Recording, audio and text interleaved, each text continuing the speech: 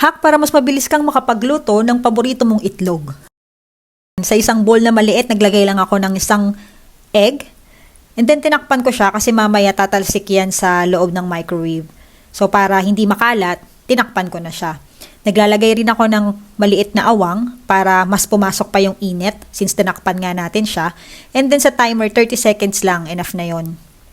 And then after 30 seconds, ayan, luto na siya. Makikita nyo naman na naluto yung egg yolk and egg white niya. Hindi nga lang kagandahan yung texture ng egg white. So, sa second trial, medyo mas okay na yung texture niya. Ang ginawa ko dyan, nilagyan ko ng konting tubig sa ibabaw. So, yeah, that's it. Try mo na din. At i-share mo na rin sa mga friends mo.